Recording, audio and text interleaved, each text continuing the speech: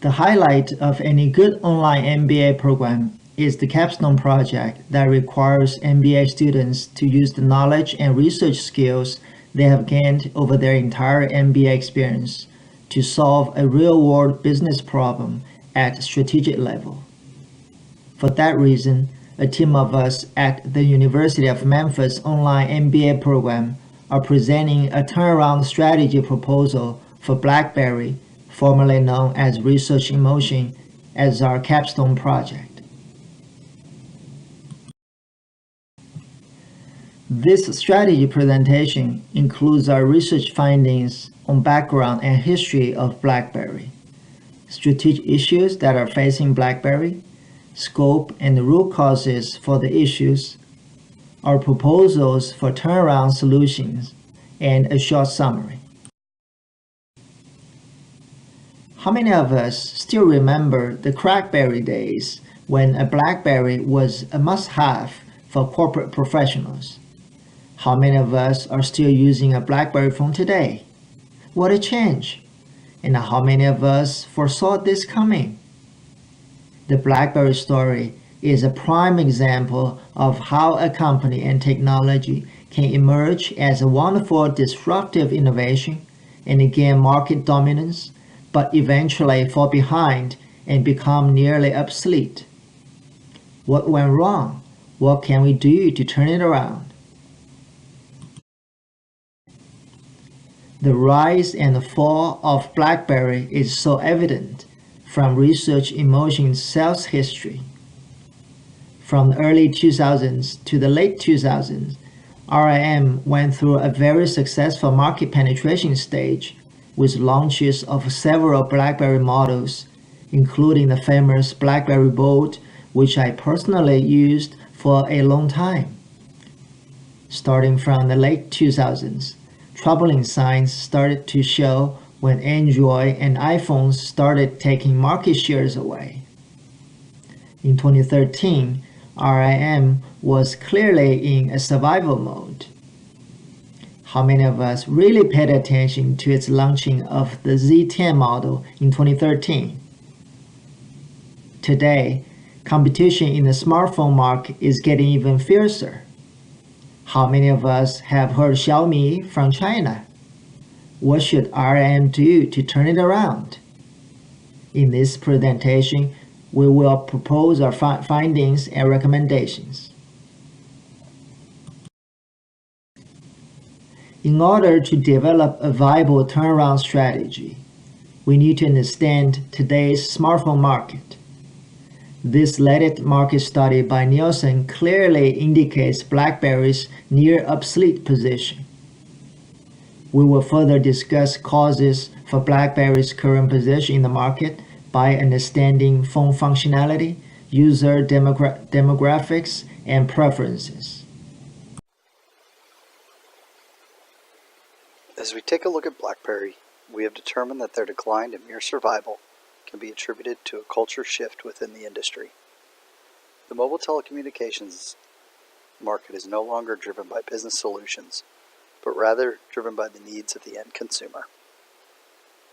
The issues facing BlackBerry can be attributed and broken down into three distinct issues they are facing: financial issues, operational issues, and tactical issues. BlackBerry's continuously considered themselves the business solution for the mobile telecommunications market. From 2003 until 2011, BlackBerry boasted considerable quarterly increases in revenues that made the mobile telecommunications company look like an industry giant. At their peak in 2011, BlackBerry posted quarterly revenues of over $5 billion. However, since then, the industry giant has fallen flat on its face. In the fourth quarter of 2014, they did not even reach $1 billion in the quarterly revenue mark. One can only see that over the same time period that service revenues per account have drastically declined as well, which is in a direct correlation to their falling revenues.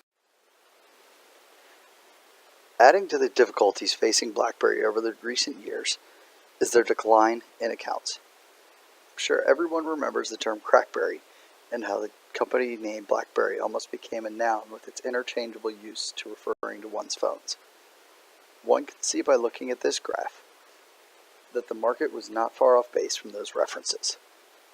At its peak, Blackberry had more than 80 million accounts, and that took almost 10 years to build. However, over the last several years, this number has dropped below 50 million and is declining faster than it rose. Like revenues can be attributed to falling account revenues, declining phone sales can be attributed to the declining customer accounts. BlackBerry is in an identity crisis, and they need to figure out how to appeal to the mass market.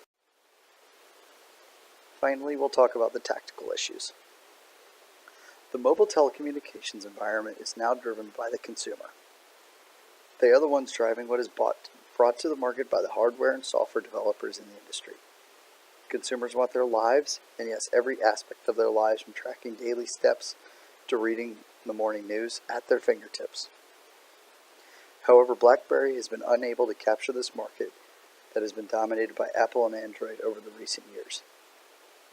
It's been recent decisions by Zheng, BlackBerry's CEO, to go after the enterprise market and make BlackBerry the choice of big business and government for their mobile telecommunications solutions. Now let's examine the scope of the problem, the cultural shift in corporate America, and the rise of BYOD. BlackBerry was the first device to captivate the heart of corporate America. It was the first line of devices designed with the focus of appealing to the corporate sector as opposed to consumers. Prior to the birth of the iPhone and Android, BlackBerry had a strong position within the smartphone industry, accounting for 21% of market share in 2009. It dominated the market for a significant period of time, as it was the only device that could instantaneously deliver email while providing superior security and manageability features. Business owners and IT teams were in love with their devices. So were all the BlackBerry users who could be more productive in the workplace on and off the clock. Consequently, BlackBerry had a commanding share and owned the corporate market. Corporations were the leading buyers of their devices.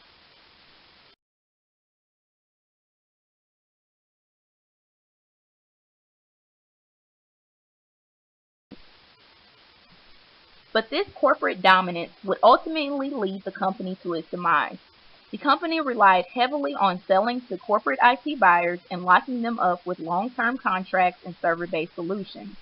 Once iPhone and Android entered the market and were proven enterprise devices able to run business apps, there was a cultural shift in corporate America.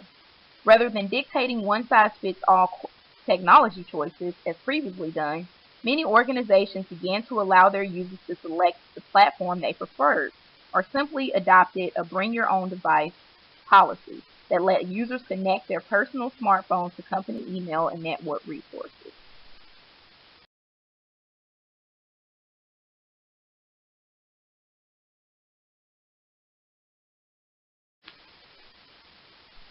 CEOs and business leaders were acquiring sophisticated smartphones and tablets, and they wanted them to integrate with their company's network.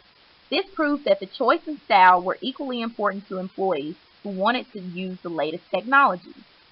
As a result, employees began to select devices that satisfied both their personal and professional needs.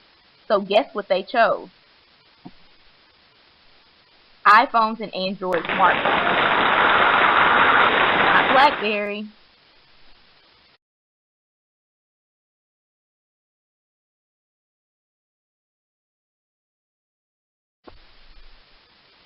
This shift led to the decline of BlackBerry, as the mobile industry had evolved to be much more consumer-driven, and until recently, BlackBerry devices had not offered the features that consumers were looking for, such as touchscreens.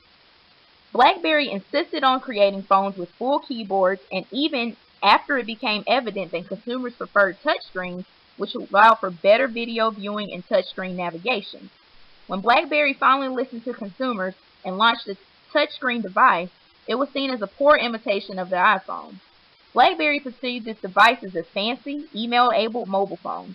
On the contrary, Apple and Google envisioned powerful mobile computers and worked to make sending email and browsing the web as consumer-friendly as possible.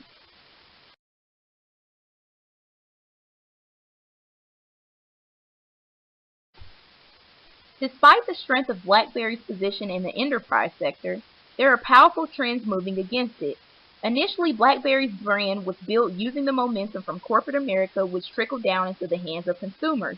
But now, due to the BYOB movement, we are seeing a new trend, where technology first emerges in the consumer market and later spreads into business. This phenomenon is known as consumerization of IT. If BlackBerry is unable to win customers based on the strength of its brand with consumers, then it's going to have to compete based on its strength as a device for enterprise users and the fact that it offers superior security. However, based off this new trend, it is vital that BlackBerry finds a way to satisfy the needs of consumers and professionals alike.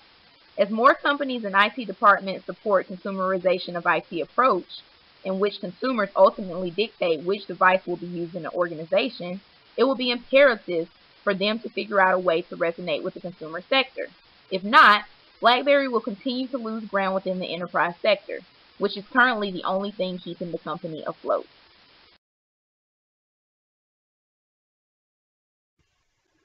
BlackBerry's management has been in denial for a long time. Over the last 5 years, the company has seen both its market cap and annual sales revenue decline at historic rates. Since 2011, BlackBerry has seen its market cap drop from $7.7 billion to $5.7 billion as of February 2015. The sales and revenue have also seen a drop from $20.3 billion in 2011 to a low of $3.8 billion as of February 2015.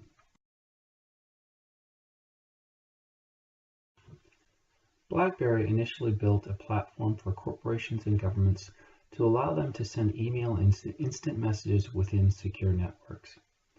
The issue was that BlackBerry focused too long on only selling to corporate IT departments and tying them to long-term contracts that kept them from shifting to other device manufacturers. BlackBerry also kept their app ecosystem closed and didn't allow other developers to develop apps like the Apple or Android did, which kept them from having volume and variety of apps that users continued to demand for their smartphones. BlackBerry tried to chase the non-corporate consumers, but they had inferior devices without touchscreens, their screens were small in comparison, they had slow browsers, and limited apps due to their closed ecosystem. While BlackBerry was chasing non-corporate consumers, Apple's iOS and Android devices were developing security and manageability software to allow them to serve the corporate market. With all the consumer features, corporations started to let users bring Apple and other Android devices onto corporate networks.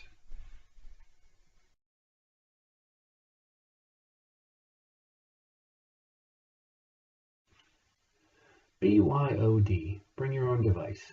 Bring Your Own Device, which started in the mid-2000s, is fully helping companies to give their employees the option to use a device of their choice, but still manage security for email and calendars. Smartphones have allowed corporate America to better manage user preferences and provide secure remote access for the ever-changing business landscape.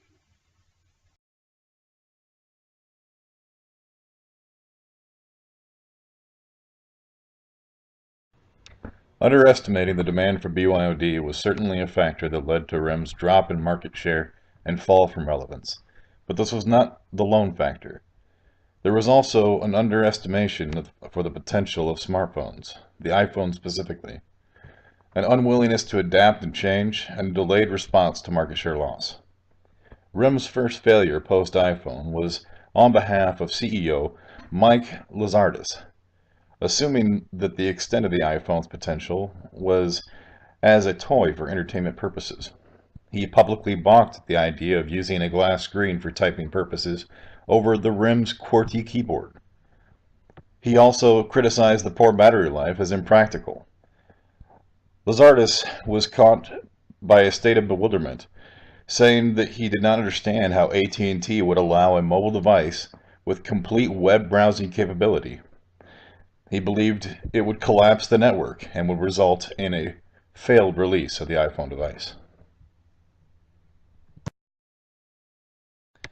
In mid-2007, Rumph was approached by Verizon Wireless, who was frozen out of the smartphone market by AT&T at the time, and asked them to develop an iPhone killer device. The product created was Blackberry Storm. It was an ambitious undertaking and forced the company to work with technology they had previously no experience with. The product was released months past target in the fall of 2008. The phone was reviewed as awkward, slow, and buggy. The Storm ran on a single processor compared to iPhone's dual processor and 700 megabytes of memory. The performance of the phone led to high product returns. The failure of the Storm forced Verizon to turn to Motorola and its Google Android operating system. Rather than compete directly with iPhone, and the Motorola Droid claimed its market share from Palm, Microsoft, and Rumph. By the end of 2010, Android's market had improved by 23.5% in 1 year, while Rumph dropped by 10 points that same year. By late 2011, Rumph had decreased in market share to 16%. Rumph executives assumed it had time to adapt and alter the technological DNA of its company. Rumph assumed that Apple's aggressive negotiating would discourage cellular carriers, and assumed that iPhone could not sway the most loyal customers in its business and government entities. Rumph did not believe it was ignoring customer demand. It believed it knew what the customers needed better than the customers themselves. Rumph argues that a faster browser would just lead to discouraging overage charges by the carrier, and that a large touchscreen would result in loss of battery power midway through the workday. Rumph was correct on both counts, but what they underestimated was the ability of consumer demand to drive innovation and alter the business models of major service carriers. The proposed solution to market share loss was the Blackberry 10 operating system. BB10 was originally set to launch in 2011, but was delayed to 2013. The Blackberry 10 mobile OS was released finally in 2013. However, by this time, the Apple iOS was into its 6th generation of product development, and the Microsoft Windows Phone was on its 3rd generation. The release of BB10 was followed shortly by the Z10, which was poorly received by customers who were accustomed to Android and Apple platforms. The result was a surplus in unsold handsets, accounting to $930 million in working capital that could not be moved. In the years between the release of the iPhone and iOS and the release of BB10, consumer interest had shifted from security to battery life. Consumers now wanted applications. App developers found it more difficult to comply with Rumph's technically complicated Java-based system as opposed to those of Apple iOS and Android. BlackBerry also exerted control over app developers, which was found creatively stifling. The result was being passed over by developers of in-demand applications, such as Instagram and Tumblr.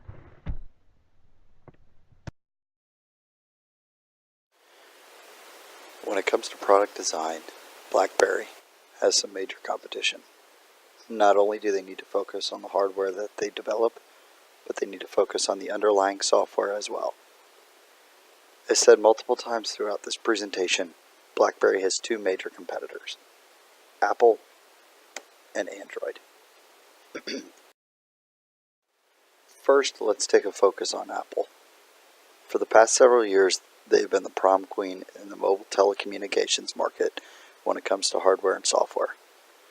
Back in November, they released the iPhone 6 and 6 Plus. However, it's not that device which has made them successful. Their success began with the iPod. This relatively simple and today's standards design has carved the way for mobile devices today. The iPad has led now to 10 iPhone designs over a 6-generation span. The simplistic and functional designs of the hardware have led to a seamless transition between products for the consumer, making them very brand loyal. However, it's not just been their sleek hardware designs that have made them a success. Sticking with their simplistic designs, they have changed very little about the layout of their operating system, and this has carved the path for hundreds of thousands of consumer-driven apps to be created and made available on the Apple Store.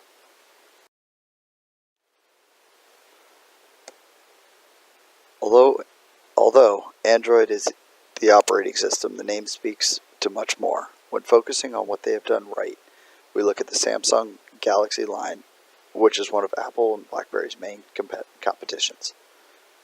The Galaxy line has stayed true to its designs over the years, like the iPhone, and has for the most part only gotten larger, which is what the market seems to want.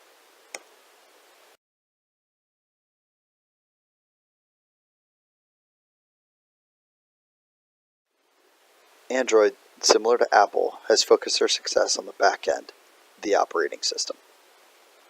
With 9 different operating systems over its lifespan, Android has evolved with what the consumer wants, and now has over 200,000 apps available on their store.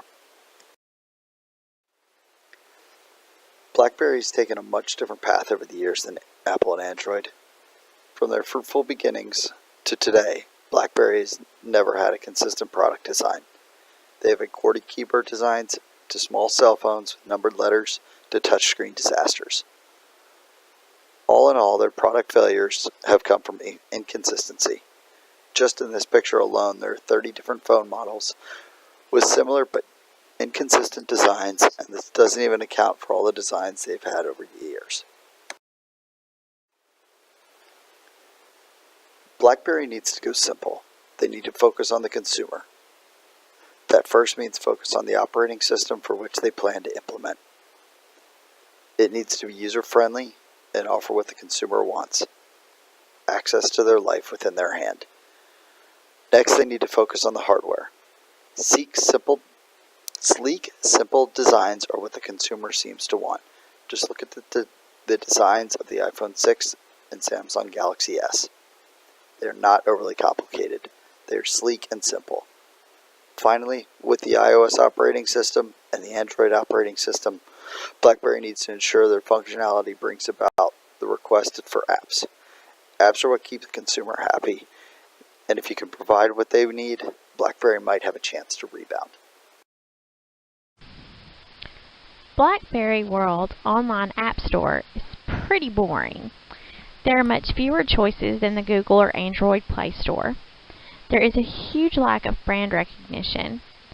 There are very little descriptions of the apps, no user reviews, and a significant portion of the apps must be purchased for a charge. 4 of the newer BlackBerry devices do come with links to the Amazon App Store, which helps the consumer with familiarity and more options, although not all Amazon apps are compatible.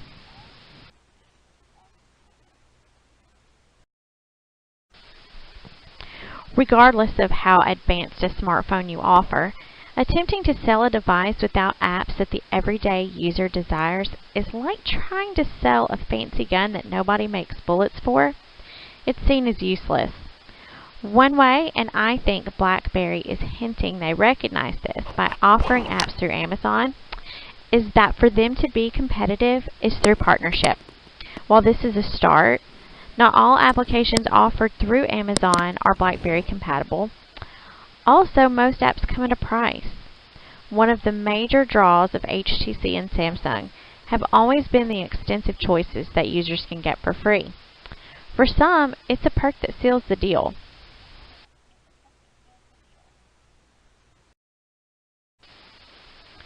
In terms of software available from BlackBerry, the choices are also limited. These 3, Link, Blend, and BES12, are the most prevalent. Link is simply another version of Cloud.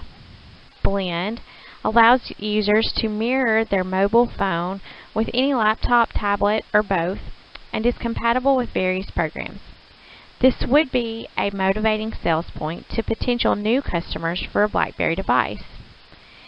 BES12, BlackBerry Enterprise Services, allows businesses to link all of the bring your own devices of their employees under one secure network and eliminate the need for a user to retain numerous passwords and user IDs.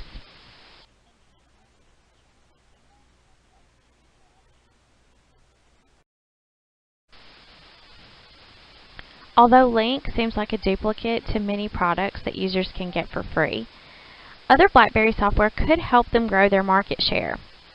Blend gives them a new way to relate to consumer needs, both professional and non, in a way that they have failed in the past.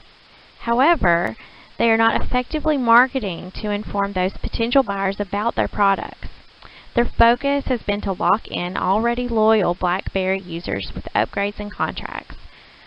With the loss of popularity they have endured is very poor strategy. BES12 would help smooth the cracks of employees using different types of devices to do the same activities, while giving the added bonus of ensured security. Again though, this might be good for software sales, but it doesn't yield new device customers necessarily.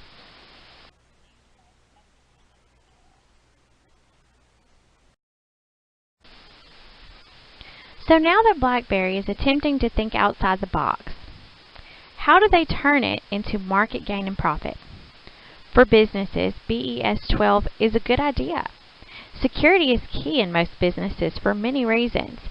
It would be attractive to new customers because it allows associates already in a BYOB agreement that enjoys or is tied into contracts with another device to continue their use, yet optimize streamlining and security. While this in itself doesn't sell more BlackBerry devices, it does get them an in or new connection. Then, by offering outstanding customer service, helping the businesses get the most out of their software service, then the business will be more interested in seeing what else they have to offer. Bundle packages and contracts, perhaps after a trial period, will get new users hooked. For individual consumers, Blend is also nearly universally compatible with other types of devices, laptops and tablets, giving them a broader consumer base. In order to capitalize on this, BlackBerry should stop investing in waste of time initiatives like Link and start tapping into free resources that most tech-savvy individuals already utilize, like Google or MS Live, that help them stay connected on whatever type of device they are using, and instead enhance ease of use for programs like that. Marketing will absolutely be instrumental. If you don't know these products exist, how would you buy them? Chance? Bad strategy. Trial discount periods among perhaps students or certain associate groups would give potential new loyal customers the chance to try it out without locking them in, which sets positive light on company as being customer focused, and if they like what they're using, you get automatic free word of mouth marketing. Especially with the power of social media, this can have a big impact. Commercials on radio, internet radio, TV, YouTube, movies, celebrity testimonials perhaps, would also all be an essential piece as well.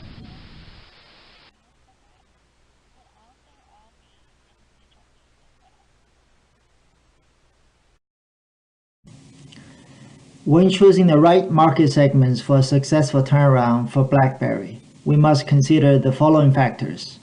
Is the segment large enough? Is the segment showing signs of growth? Does BlackBerry have the necessary skills and knowledge to serve this segment? We have discussed the trend of bringing your own device in today's enterprise markets. It's quite clear that the lines between personal and businesses are getting blurred. McKinsey presented a conceptual segmentation based on amounts of data and voice usages. Consumers who use the most data and voice are classified as omnivores, who likely blend work and personal uses on mobile devices. This group accounts for less than 10% of the user population, but with 30% of voice and more than 50% of data usages. Similarly, Experian Marketing Services segments U.S. smartphone owners into 7 groups, ranging from the hyper-connected prodigies to the low-usage talkers. Each group is unique in its own right, presenting marketers with different opportunities to target and engage them. It's apparent that in order for the turnaround strategy to be successful, BlackBerry needs to focus on the market segments and user groups where data usages are high and consumer blend work and personal uses. When selecting the right set markets, we also need to take considerations of price and functional factors in the smartphone market. As recently published by the Wall Street Journal, average prices for smartphones without wireless contracts can be separated into 2 groups, with Apple commanding premium prices and Android and emerging brands such as Xiaomi being price competitive. The price gap between the 2 tiers is in the range of $400. If new BlackBerry devices can successfully accommodate personal and work uses, the price range it competes should be somewhere in between those of Android and Apple devices. Another recent research study based on user preference clearly indicates consumer preference of mobile performance, where users focus on the system, the keyboard, and the screen. The other group to target is called brand functional group, where users emphasize on brand type and phone performance. With BlackBerry's reputation in the enterprise market, along with newly developed functions to accommodate personal uses, these 2 segments are the proper targets for a successful turnaround. File sharing is the practice of distributing or providing access to digital media, such as computer programs, multimedia, such as audio, images, and video, documents, or electronic books. BlackBerry's music files are based on MP3 technology. BlackBerry should develop technology to allow its devices to read multiple music file types outside of the MP3 format. If BlackBerry doesn't broaden its music media format, users will continue to keep their iPhones and Android devices as long as they can't utilize the hundreds of dollars that they have spent on music in other music formats other than MP3. At a minimum, BlackBerry should develop a conversion software that is free to BlackBerry device owners, as BlackBerry device owners are getting tired of having to purchase third-party software to convert other music file types to MP3 so they can be played on their BlackBerry devices. At the end, it may be more cost-effective for users to convert back or stay with Apple or Android devices if the MP3 technology doesn't change.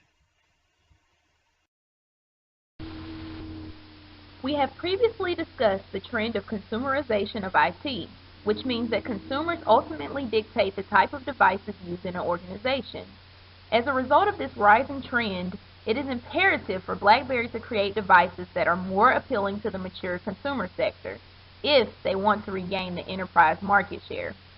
In order to achieve this, BlackBerry needs to take a step back and understand how consumers are utilizing their smartphones on a daily basis.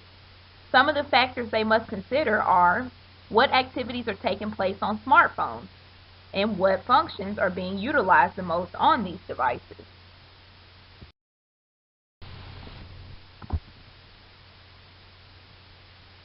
Studies show that consumers use smartphones for 3.5 hours per day, but only spend 25% of that time on communication. So what are consumers doing on their smartphones, you may be asking? Well, let's take a look. Consumers use their smartphones for a wide variety of activities and tasks. This graph depicts the activities of U.S. smartphone owners in the percent of total daily smartphone time they spend on the activities. As you can see, the 3 most popular activities for smartphones are email, web browsing, and Facebook. Now let's examine how consumers are utilizing their smartphones based off functionality alone. As you can see, the #1 function used by consumers are apps, followed by text messaging and browsing the web, with the top 3 apps in 2014 being Google Search, Facebook, and YouTube. This definitely presents a problem for BlackBerry, as their current Achilles heel is the lack of popular apps within the app market.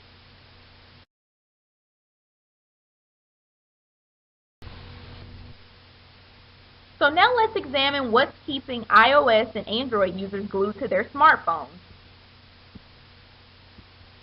As you can see, 86% of iOS and Android users are spending time on apps alone, while the other 14% of their time is spent browsing the web. 32% of their time is actually spent on game apps alone.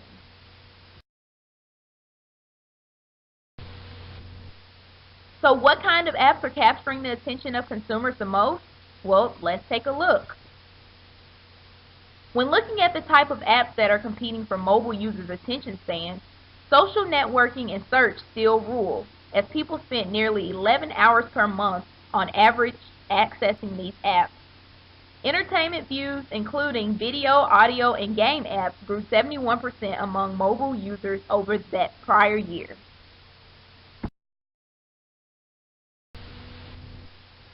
So what's the problem? Well, based off these findings, it is apparent that apps are one of the determining factors for consumers when choosing a smartphone device.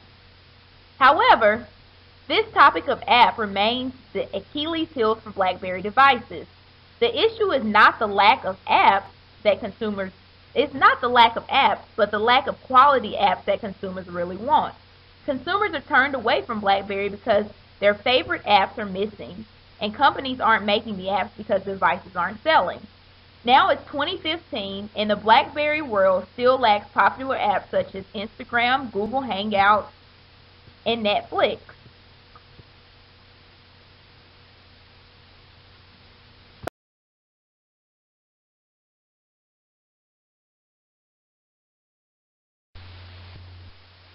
So, what's the solution? Well, in order to compete with the iOS and Android app markets and to capture more of the consumer market share, BlackBerry has to figure out a way to attract and retain better developers. In the past, BlackBerry has struggled a great deal in this department due to their company culture and organizational weaknesses. In the past, BlackBerry has treated developers like contractors, simply hired to provide a service while adhering to strict parameters. However, this type of culture is quite the opposite of what program developers actually wanted, and iOS and Android understood that. They treated their developers like partners, just as they had done with the creative segment of their combined business models. Developers seek companies that allow them to have the freedom of expression and open source. In order to attract developers and secure exclusive and revolutionary apps, BlackBerry is in need of a paradigm shift to share creative control. During this presentation, you have heard the BlackBerry dilemma. Now, in conclusion, we will briefly recap what the issue is, the scope, why the problems exist, and suggestions proposed as possible strategies for improvement.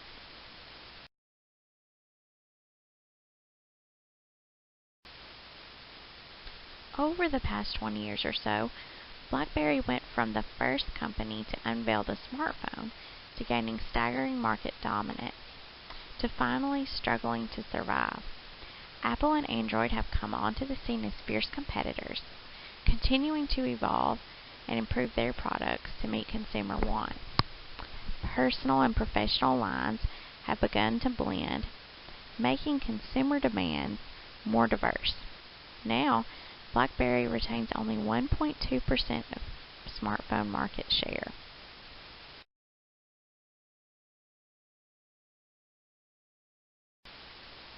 There has truly been a huge technological cultural shift. While BlackBerry came out with the smartphone for businesses and workers to become more productive, it quickly became a consumer's market. People wanted a phone they could use for work, but would meet every aspect of their personal digital desires as well. Operationally, they peaked at 50 million accounts over 10 years of growth, and in 3 years they lost nearly half. Their tactic has been to focus on growth through business accounts primarily, and it has not worked well for them.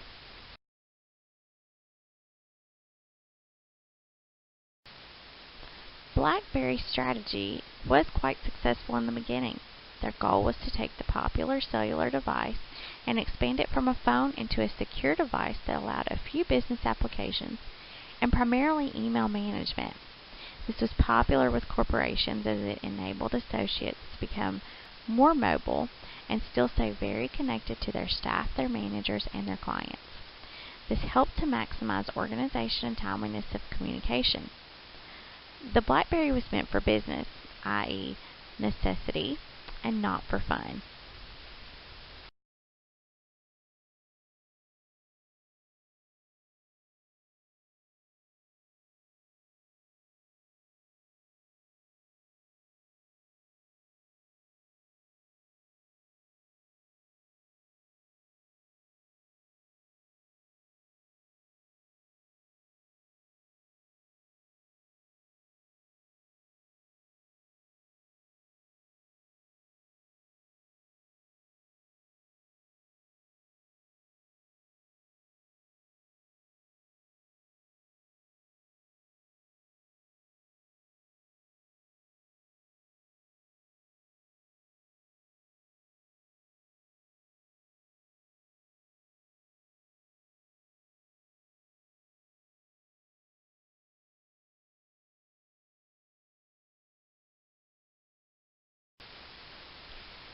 As smartphones become more and more popular with the release of the touchscreen, Apple and Android devices that allowed for easy internet browsing and endless applications and game choices, people began investing in personal smartphones. Businesses recognized that it would be wise to allow associates to use their own devices for personal and professional use. With that came the consumerization of IT, and the trickle of technology beginning in the corporate realm into the personal arena was reversed, and BlackBerry lost the hold that they had on the corporate market, leaving them struggling to continue.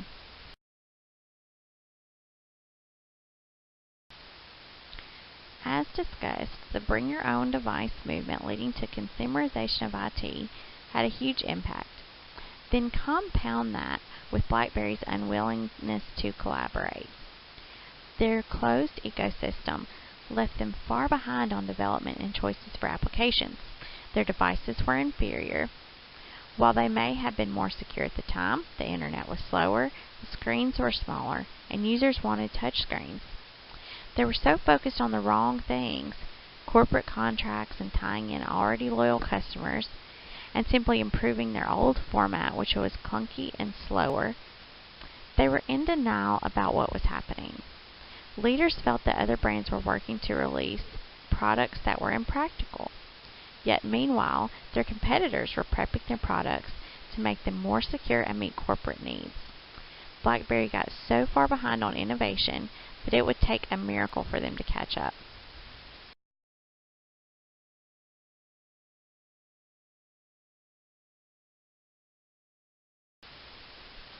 Currently, their position is weak at best. We've discussed how one goes from being the market giant to diminishing quickly, and also what will be key for recovery. BlackBerry must be open to understanding what the customer really wants and striving to develop along those lines. They must define their target market to give them a realistic goal. Product development must not only be focused on user-friendly hardware, but also on a faster, more efficient operating system. They must be willing to work with others to bring in the quality and quantity of improvements and additions they need. They must market their software that could be useful to potential new customers, and they must get apps that have brand familiarity. People do not want to lose money or the future enjoyment spent on their favorite music downloaded in non-compatible formats. BlackBerry will have to open itself up to accepting more file types.